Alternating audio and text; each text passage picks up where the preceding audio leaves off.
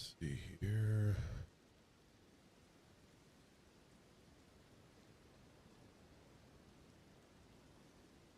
All right, good morning, good morning, good morning. Is this working? Let's see. Looks like we're live. Perfect. Let me just set a couple things up here. Be good to go. Good morning, Erich. Welcome.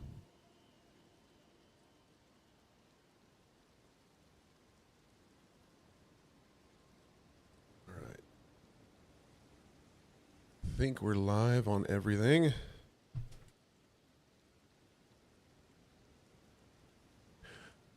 Good morning. Welcome to Manhood. Today it is, what is it, Tuesday today? March 17th? Yup. Grateful to be here. I'm a little tired.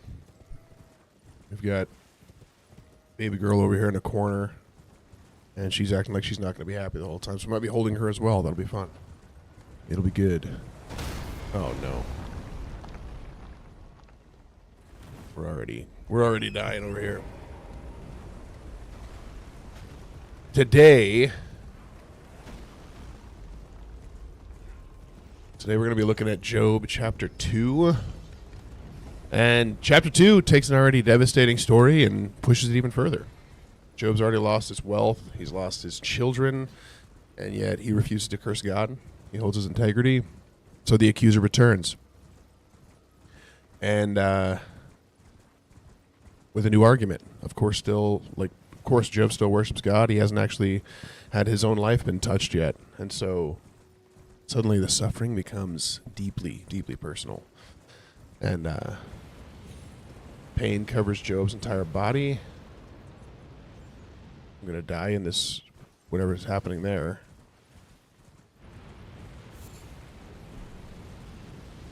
Hold on. The horse has very low health.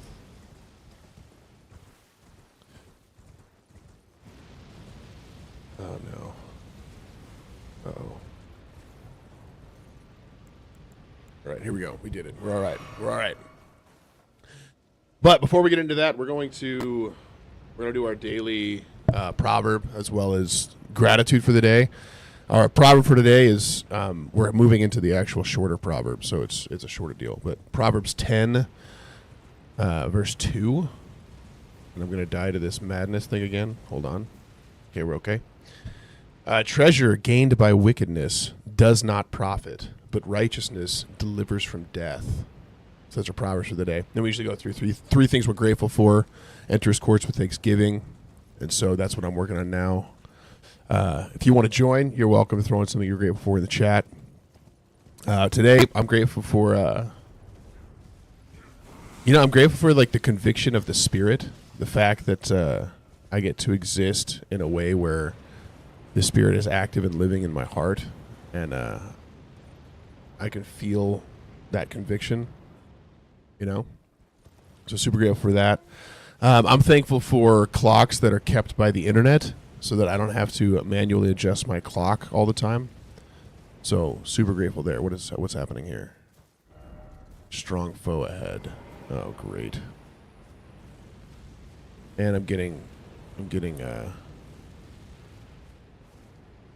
madness. I don't know how to fix that. Okay. Hold on.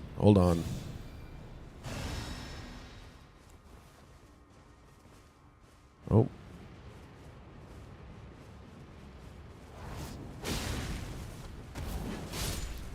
Well, that was easy.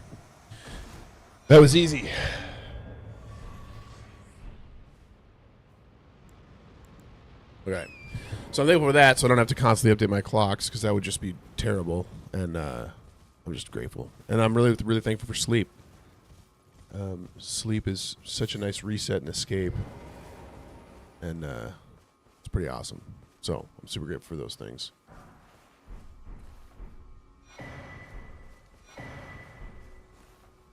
Here we go. We got a sacred tear as well. All right.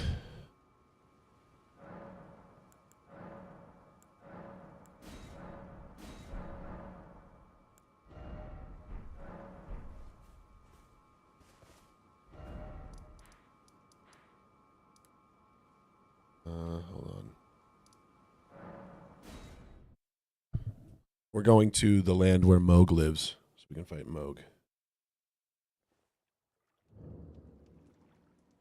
It's going to be great. All right, let's start off. Job has a lot shorter chapters than Luke had, which is it's a change of pace for sure. Because I'm used to it being like 60 to 70 verses long, and Job's are like, what is it, 13?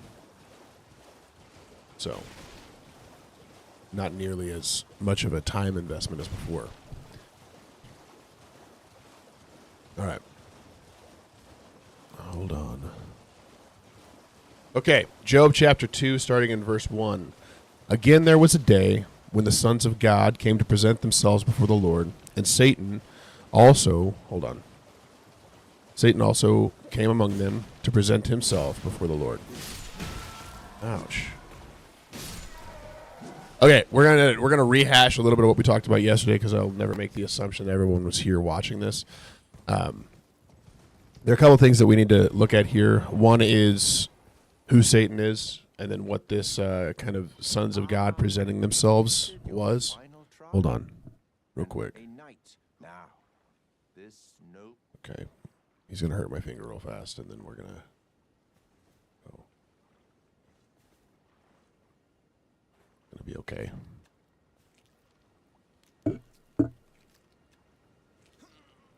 He's just touching it. Clench your teeth or something.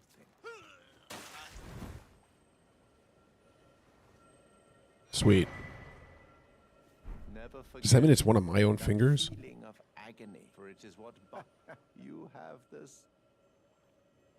Oh, another. A medal with the power to grant. I've gone out of my way, but you mustn't use it. The meeting must wait until luminary mode. I think we're gonna use it. What if I use it right in front of him? Is that a problem?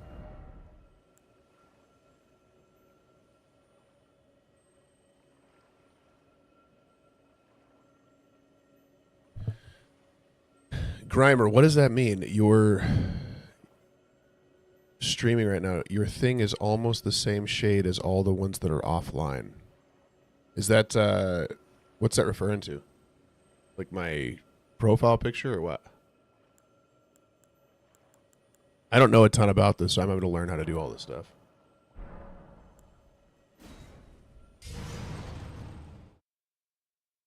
Let me know. Because whatever I can fix, I'll try to fix. I can. We made it. We did it. Okay, sorry. So, a couple things we did talk about yesterday. One of which was Satan is a Hebrew word that just means accuser or adversary. And so this is much less a name, like a proper name, as it is like a title. Right? So it would be like the accuser came before the Lord. This must be like right at the entrance to the deal. Okay, hold on 1 second here. Let me fix something. Hello. Okay. I'm making sure everything's still operating. So that's kind of his deal here. Another thing is like the sons of God coming before the Lord to give an account is much like the divine council, which happens quite a bit. We read about this yesterday. There is a few different references in 1 Kings. In chapter 22, it talks about Therefore hear the word of the Lord. I saw the Lord sitting on his throne and all the host of heaven standing beside him on his right and on his left. And the Lord said, who will entice Ahab? So this concept of the sons of God, quote unquote, which is like the heavenly host, the angelic beings, the spiritual beings coming together, is somewhat common throughout the Old Testament. It was a known phenomenon.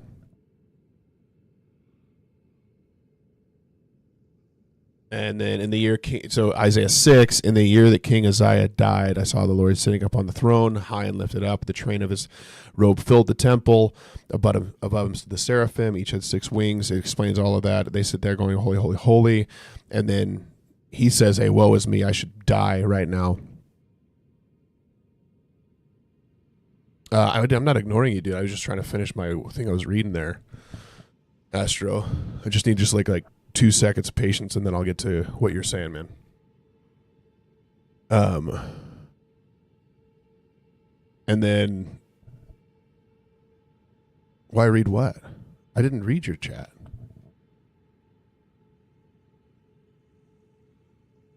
You want me to read it now? You want me to stop? Sorry. And then in Isaiah 6, it talks about how, hey, and I heard the voice of the Lord saying, whom shall I send and who shall go out with us? So it was very common in the Old Testament.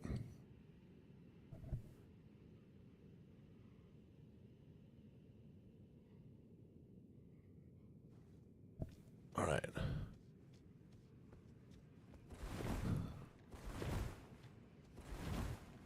One second here. It's saying I'm having intermittent internet issues. Okay. Astro says, how? No, I don't, Astro. I'm not really digging the interaction though. It feels kind of antagonistic. But I'll read it. How do you feel about us soldiers being told they're currently in a holy war?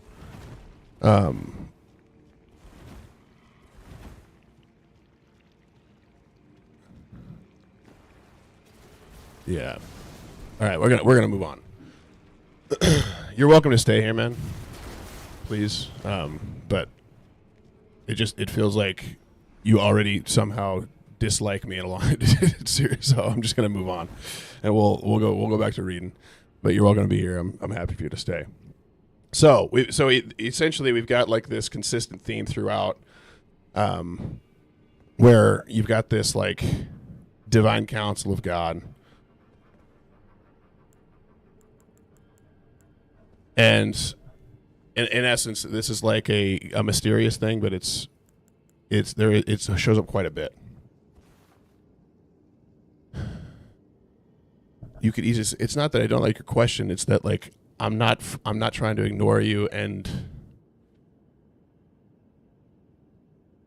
yeah. So you're coming to me to like defend Christianity being used in an improper sense in the government, and I'm not sure I'm the guy for that, man. But then like you're not even waiting for me to get to your question, and then you're being like accusatory over and over again, and then acting like I'm an idiot for not immediately stopping and answering your question. Neither, good morning. So that's where I'm not super interested, because it doesn't feel like this is a legitimate conversation. It feels like you're trying to, it feels like you're just trying to be problematic.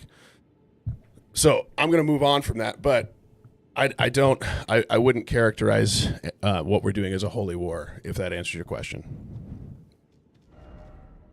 Try rolling.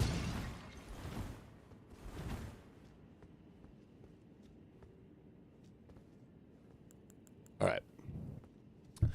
So the Lord said to Satan, from where have you come? So once again, pre-establishing this concept that, hey, the Satan, the adversary, the enemy is... Oh my goodness, look at this guy. Hold on.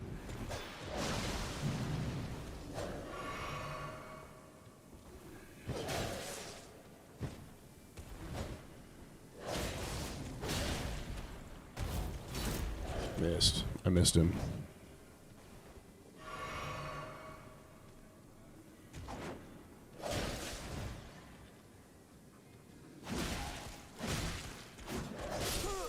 Man, that did not work.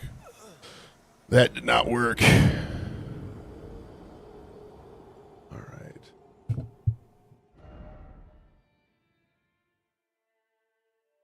Okay.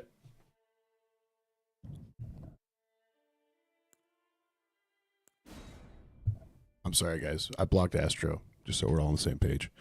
That didn't feel like he wanted to actually talk. It felt like he wanted to accuse everybody, so I just didn't think it was helpful. Also, maybe I'm wrong. Did I actually read that comment out loud before? Like, I don't think I stopped reading and read his comment. But maybe I kind of read it out loud halfway. I'm not sure. So, oh, I did. Okay. Well, I'm sorry. That's my bad. That's my bad. But it didn't seem like he actually wanted to talk with me. It seemed like he was wanting to, I guess, be right.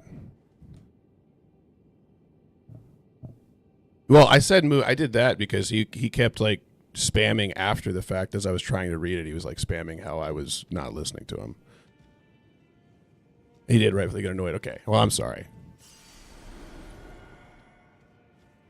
That's my bad, guys. I apologize.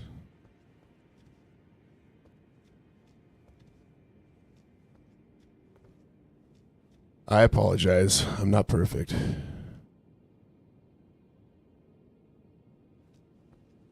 Sure, I'll unblock him. That's fine. Okay. So, Satan comes before him.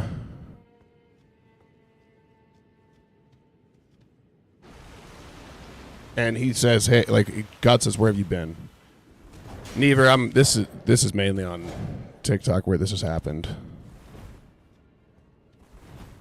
So, yeah. Apparently, I'm incredibly antagonistic today. So, but we're on YouTube, TikTok, Twitch, and Kick. Currently.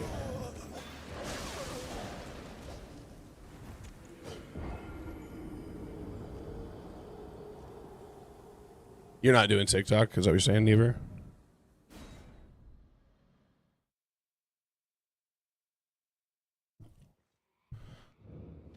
Sweet, man.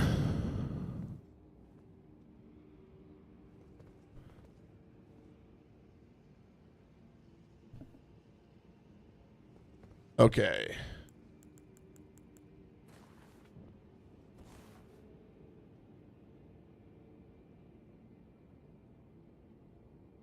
Okay, so the Lord says, "From where have you come?" Satan answered the Lord and said, "From going to and fro on the earth and walking up and down on it." So this is pre-establishing this idea. I think a lot of us view Never, okay, or Aaron. Oh, cool. I appreciate it, dude. Thanks for being here. Thanks for following. We have this like pre-expectation that there's this kind of battle going on between good and evil, between like God and the devil. And this establishes a very, very different expectation, which is that, hey, Zach, thank you so much, man. I appreciate it.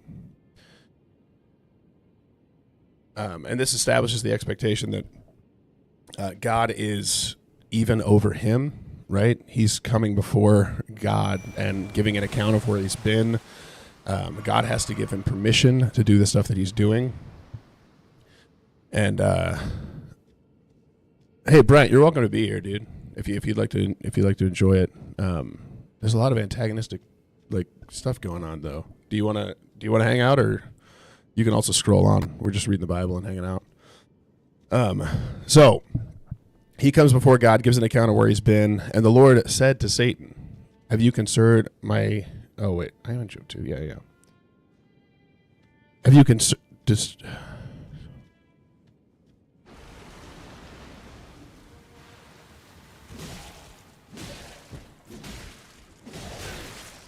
All right. Hold on. We got him. We got him that time. And he says, "Have you considered my servant Job?" So he brings him up again after the first. And he says, there's none like him on the earth, a blameless and upright man who fears God and turns away from evil. He still holds fast his integrity, although you incited me against him to destroy him without reason. Then Satan answered the Lord and said, "Skin for skin. All that a man has, he will give for his life." Now, it's likely, from what I've been looking into, that skin for skin was like a common turn of phrase in the day. So it would have been, oh, look, we have a merchant right here. So we have this thing where it's like, hey, like a kind of a statement as though a man will do anything to save himself. And it's just interesting. So Satan's like, hey, he's only staying with you because you didn't actually hurt him.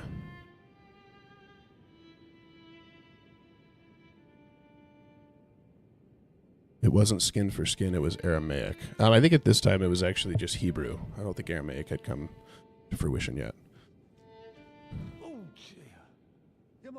I'm terribly sorry. Are you here as a customer? Yes, I am.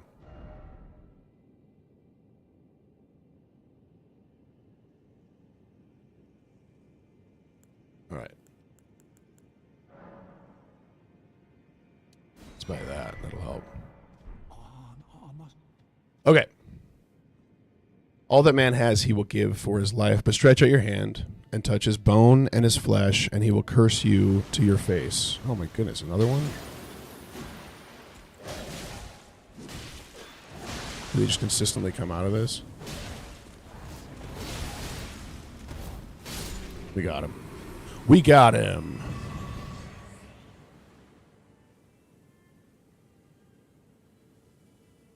We got him.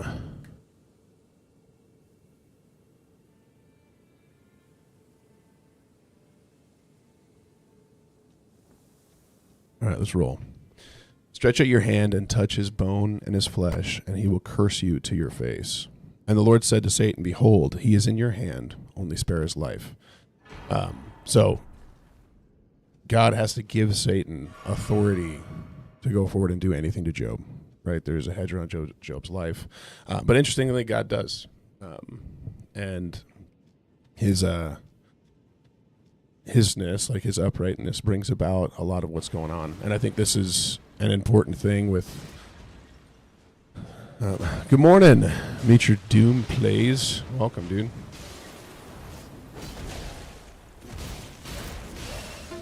No. Hold on.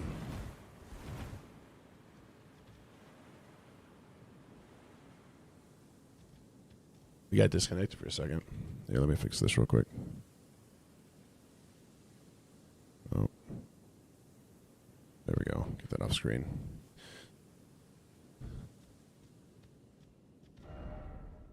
Oh, man. I'm not a big fan of this area that I'm in. Here you go. Look at this. Let's keep going up.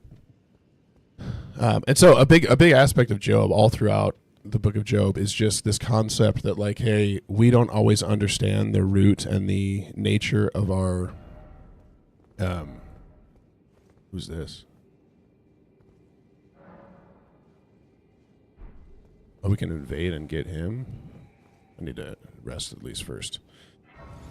That, hey, we're always constantly looking for answers as to why suffering exists and why bad things happen. And there can be more of a nuance going on than what we understand, right? There can be more of a question, right? It's Job's righteousness that brings about this. And God allows the testing of his righteousness to showcase, like, his heart condition, that his heart is for God. And then we see blessing come at the end of his life. But it's definitely, it's a passage that I think can be a definite struggle for people, especially people who have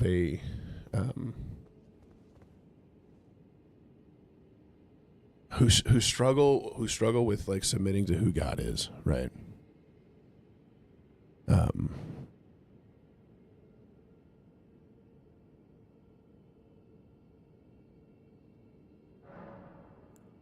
going to try invading this guy, see how it goes.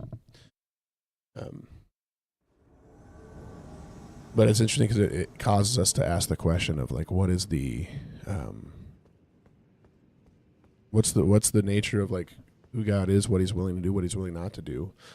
I mean, it's by the sake of Job's righteousness that, I mean, his children end up dying, you know, and that's something to struggle through, you know, and it's something that, like,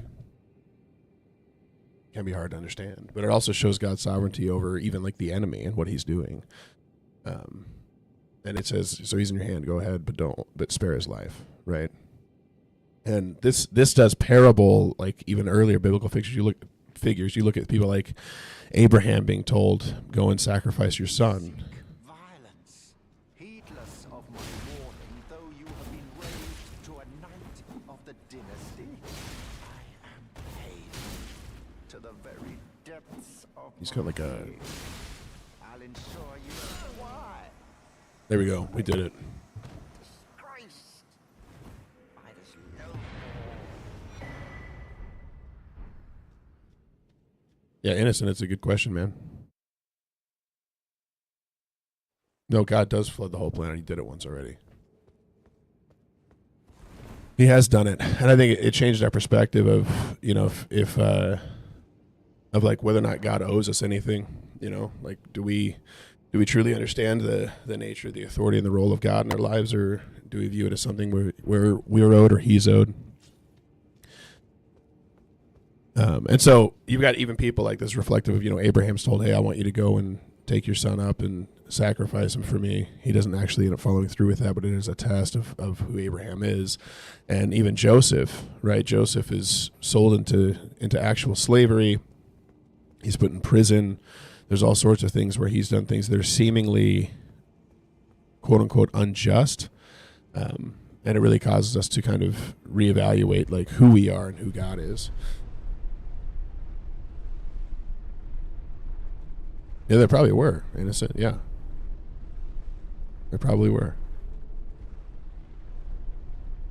Okay, so what does Satan do? So Satan went up from the presence of the Lord and struck Job with loathsome sores or boils from the sole of his foot to the crown of his head, and he took a piece of broken pottery with which to scrape himself while he sat in the ashes.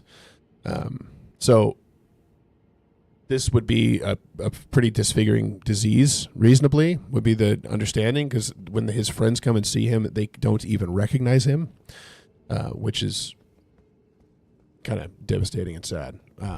But he's got these sores. He's scraping them with a pot. The fact that he's sitting in ashes makes it appear as though, I think one of two things is happening. Either he's in mourning over this happening to him, or he's still mourning over the loss of his children. So this happens soon enough after that he's still in mourning, because that's what they would do to show that they were mourning. They would go sit in ashes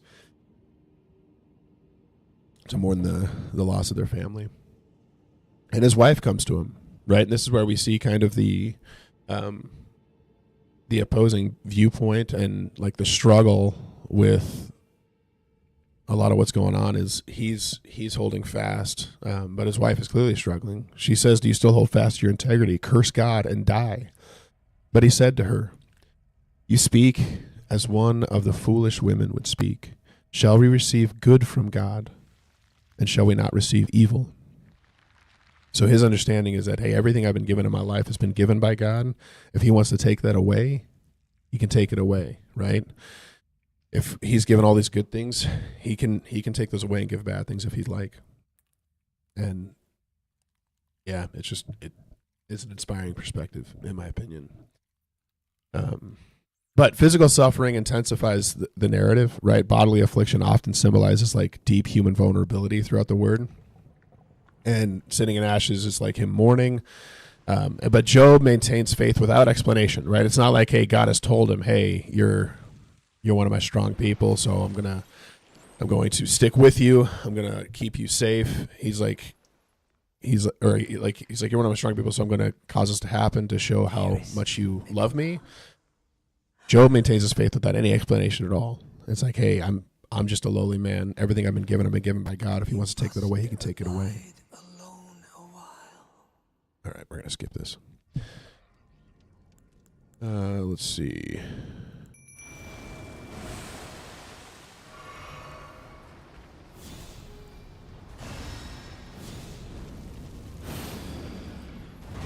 Here we go.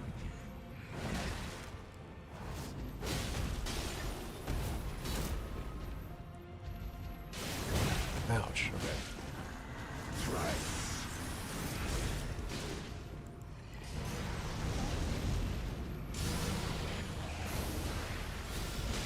Let's poison him.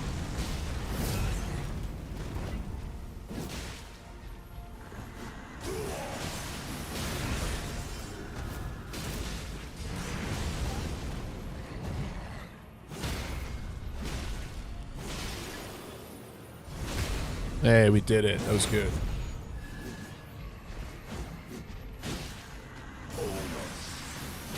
Ouch.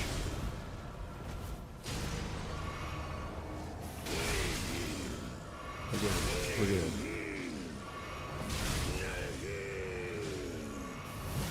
Ouch.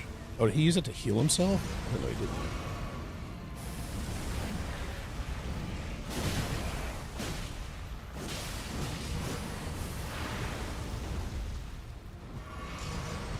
If we first try this, I'm going to be impressed.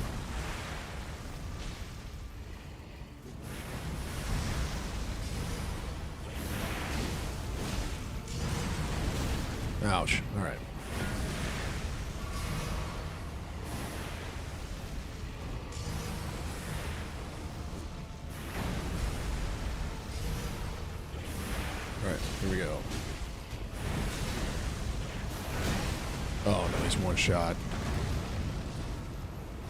I can see it. What's good, Saku? Welcome, man. Happy to have you here, dude.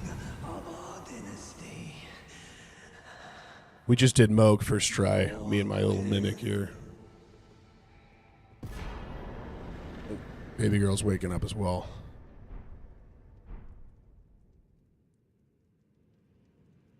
Okay. So his wife steps in. Do you still hold fast to your integrity?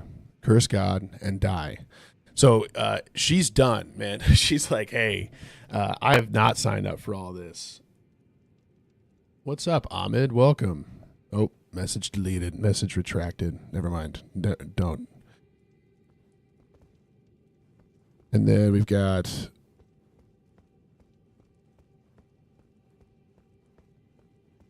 Henry P. Welcome in, man. Okay. So she's struggling through this. She is essentially, and generally, I understand it, right?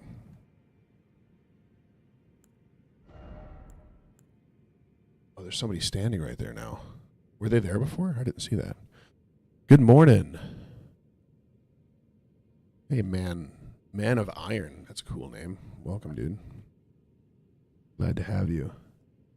Love Job. Good luck for people with questions on the problem of evil or suffering, perhaps not merely evil. Yeah, it's a hard thing. I think that's why we're here to do it, though, because this is something that I think is a struggle to wade through, and that's okay.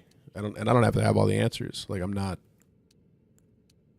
a genius of the word or anything. I'm just a regular guy sitting here playing video games while I talk through it. So I'm not going to have everything that everyone needs. We're not going to go into the DLC yet. We're going to finish the main game before we do that. So we can talk to this guy. Or we'll just jump in front of him. Oh, that's a girl. I am Leda. Touch the withered arm to the realm of shadow. My compatriots are there already. Like if you can find them, they are certain. Hey, God bless you too, man. I appreciate it. Will you ever stream later in the day or just the morning? Saku, that's a good question, man. I've thought about it. I have like 5 kids from the ages of 9 to like 2 months old. And so I've got like a pretty demanding job. So my life just doesn't necessarily like compute right now with streaming in the evenings. Yeah. So that's really what's going on there. I don't know. We'll see. Maybe someday. But right now that's not super conducive with where life is. Okay, so we got Moog. Now we need to go and figure out what's next. Do we go back over here? Have we been back to the round table hold? Let me go back over there. Because we just burned the Erd tree. Okay. So wife is struggling, really struggling with her faith. 5 kids, it must be fun. Got your foot. Yeah, dude, we have a blast, man. It's a good time. It's a very good time. We have a good time. We're super blessed. I still don't have any of those. That's crazy. I don't know where to even find that. Can I upgrade anything over here? Oh, look at this. We can get this even higher. We're not going to use it there, though. We're staying away from that.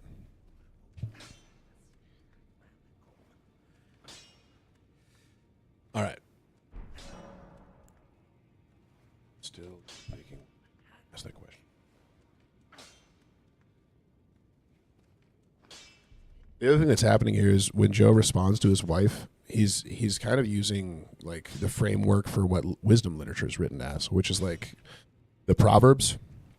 And it's challenging like simplistic ideas of wisdom that like equate righteousness with prosperity, which we even see today, right? Like even today we see people who will come in and they'll be like, hey, if we just love God, everything's going to go well with us. And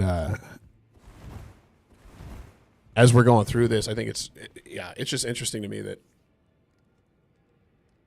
we'll talk about like things like the prosperity gospel, things like, hey, things are going to go well with you.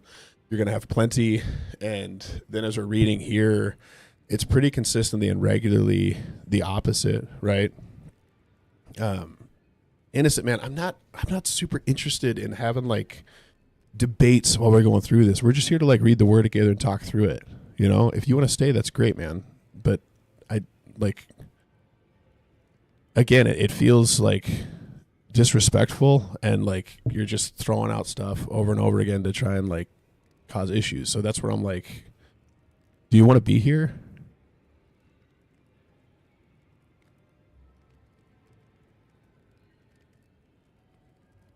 All right. Okay. So then we go in. He says that, and then it says, in all this, Job did not sin with his lips.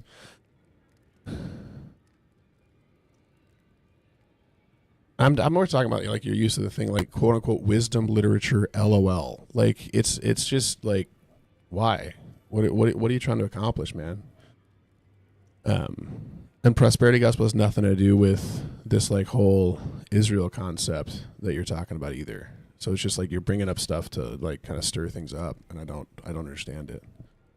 Wisdom literature is things like Proverbs, right? Proverbs in the Old Testament is called wisdom literature. All right. Can we go? I think we're at the point of going up here, right?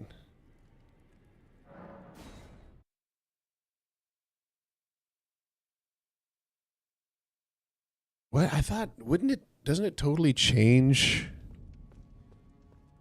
Maybe not yet. Maybe you have to go up here first.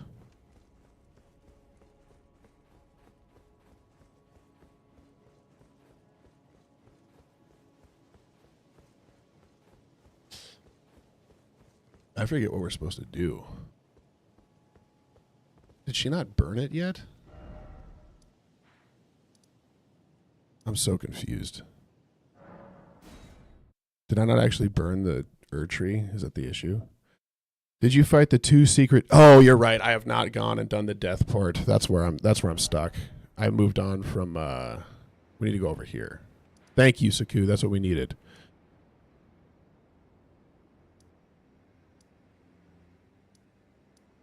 All right, where are we at over here?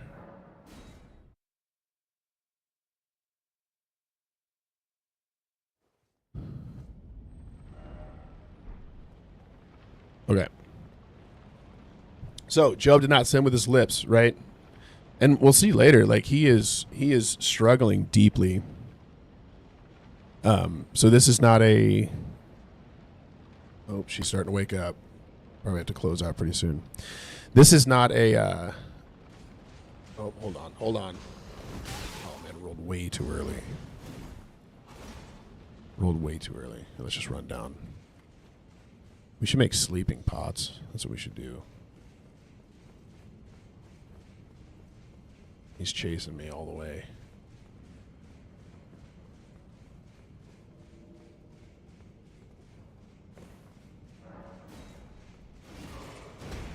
We made it. We got in without dying. Nice.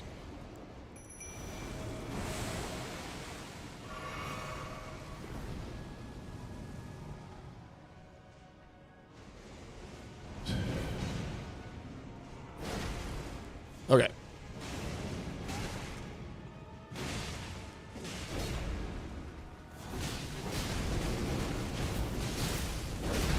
Ouch.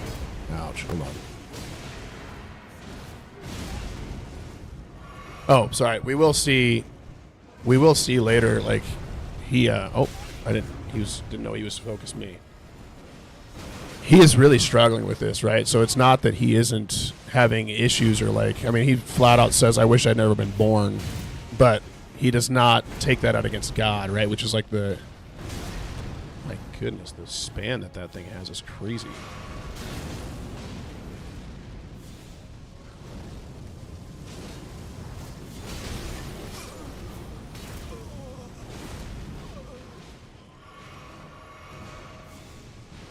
So I think the key caveat there is he doesn't blame God for it, even if he's struggling with it internally. Because he flat out says, hey, I wish I wasn't even alive, right? And so there's a difference between us like grieving over something, having issues with these things, and still choosing to honor and respect God's authority while it's happening.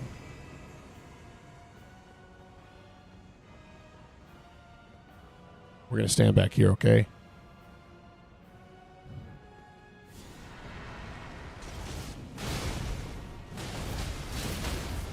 Nice. There we go.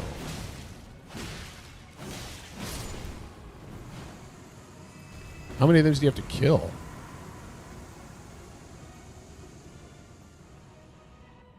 Dude, this burn all guy is pretty cool.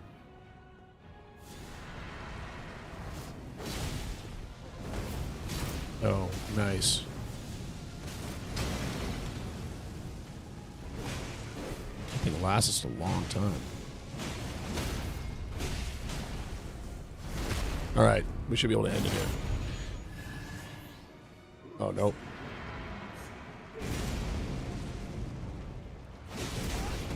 Oh, no, I'm going to die. No, we're okay. We're okay. Everyone calm down. It's okay. It's all right. Sometimes we get a little fool of ourselves. All right, we did it. So, Job's 3 friends heard of all the evil. Oh, sweet. What does that get us by? That'll be cool. Heard of all the evil that had come upon him, and they came each from their own place. Eliphaz, the Temanite, Bildad, the Shuhite, and Zophar, the Naamathite. So we get like a full-on introduction to these guys and where they're from, showcasing where they came from, how far they came to get here, and introducing them in preparation for essentially what will be kind of a debate as to the nature of what Job is experiencing, which we'll see as we go forward. But I think what's super interesting is the way that their culture was structured, because you look at what they do, right? It says they made an appointment together to come to show him sympathy and to comfort him. And when they saw him from a distance, they did not even recognize him. So this is where you can see, like, man, whatever's gone on with these boils or these sores is like been completely disfiguring. And they raised their voices and wept, and they tore their robes and sprinkled dust on their heads towards heaven. And so you can see, like, there is something here which I think is super cool. Hey, Saku, thank you for the heart me, man. I appreciate it. I think it's extremely cool that they are showcasing mourning in a way that I have never fully done for anyone that I've loved, right? They go above and beyond to, like, console, to provide support, and to love on this guy from all over the place. Hey, if you want to hang out, we're mainly focusing on a Bible study here. It doesn't have anything to do with this game at all. We're just having a Bible study together. You're welcome to stay if you want to, though. And then, so they make an appointment. They weep. They tear their clothes in an honor, in a show of support. And then I think the most, like, impactful thing that I see is if you look at what they do next.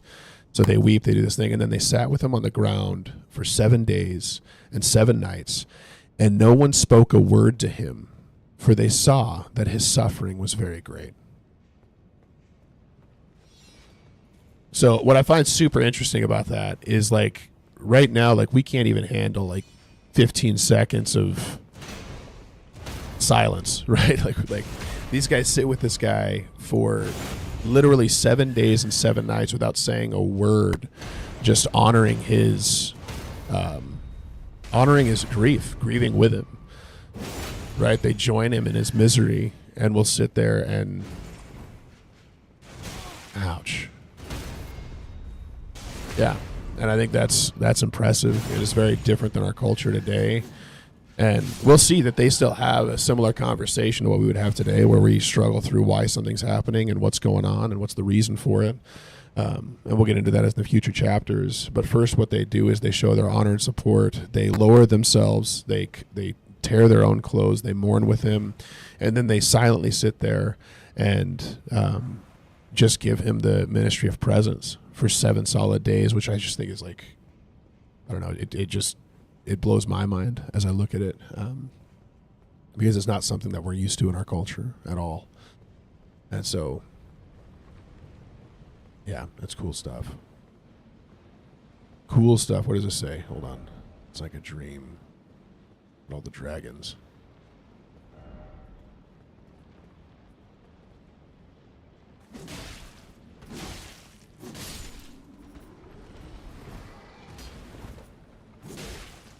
Ooh. All right. Okay. And they didn't speak a word to him, for they saw that his suffering was very great. There were also specific mourning customs that I think are important to remember. There was like ancient grieving rituals, which often included extended silences. Right. Okay. So, and now next week we're going to go into like the interpretation of suffering and like, hey, what's going on, what's happening, and these guys guess, and then Job's response to their guess. And this is a pretty extensive book. It's going to be a lot of it, so it should be good though. Okay. So life application for this. I just realized we're not keeping up to where we are in the parts. One of the things that stands out to me is that faith can be challenged by the people closest to us, right? You look at Job's wife coming in, and I mean, a lot of people would say, hey, rightfully so, she's frustrated. I mean, she's lost her kids. She's lost everything that was seemingly important to her, and she's struggling through it. And she's challenging Job, flat out telling him, hey, like, deny God. What are you still doing?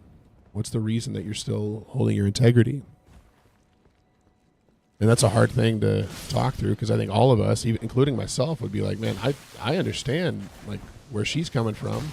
You know, I'd be upset too. All right, we're gonna die to this guy throwing little tiny sparks at us. All right, we got him. We're good. Another life application piece here is sometimes the best support you can give to somebody is just silence. Sometimes it's not about you saying the right thing to fix something. It's just about being there, right? It's just about showing up, sitting with the person, and not having all the words, not saying something that consoles them or fixes it for them or your attempt to do so, but just being. Just being with them is a huge piece. Watch this.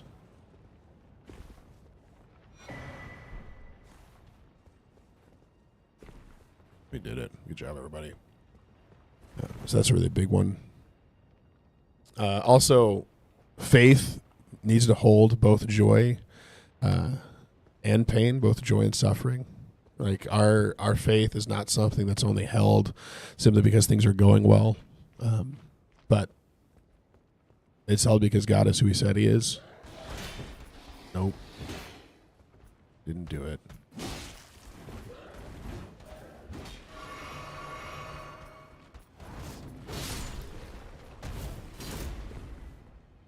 That's probably one of the coolest moves in the game. I really like that. I really do like it. Oh, are you waking up? We got to go here. Also, the last thing that I'll say is like, man, one of the main things that stands out to me is that God's purpose can remain hidden. It's not that we always get to see the outcome, right? We don't always get to see what the reason behind what's going on is. And there are things that'll happen. And then no precious item. Okay, well, we won't go there. Things will happen in our lives, and oftentimes we'll be looking for the meaning in all of it, whether it's good or bad. We'll be looking for, like, what's the meaning that this is happening? Why is this happening to me? And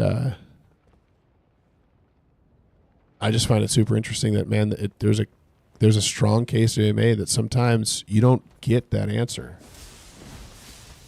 right? A big part of this is Job remaining faithful in spite of getting no answer over any of this. 1 second. And so I think that's huge for us to remember, is that we don't always get to know why. And that's okay, right? God is God. I'm not Him. I don't get to control it. Let's see what's in here, shall we?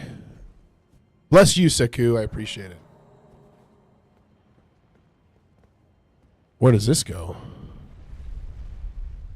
All right, we're going to have to take baby girl up to her mom to eat some food. But I appreciate y'all being here. I really do. And I hope that you guys have a great day. We'll be here tomorrow, same time. Saku, maybe someday we'll do a later stream. Maybe we can do like a night of the week or something. If we did that, I'd probably just repeat the study in the morning. But we could do it. We could try it out, see how it goes. I mean, I still don't have enough. In the meantime, though, we'll be back here tomorrow, 7:30 a.m. Eastern. It's 5:30 a.m. my time. That's Mountain Time. And we'll be going through Job chapter 3. We'll start looking at how the guys who come to be around him respond to his suffering and his pain and what he does in return. And so we'll keep wrestling through that together. But I really do appreciate you guys being here. If you guys enjoy this, please follow, subscribe, whatever the phrases are for the important things. And Josh, man, thanks for being here the whole time. And thanks for backing me up. There's some kind of weird adversarial stuff going on. And then some gaslighting as well, making me feel like I was insane, which was great too. But I'll see you guys tomorrow morning. Keep Christ the center focus of your life and stay in step with the Spirit. We'll talk to y'all later. Thanks.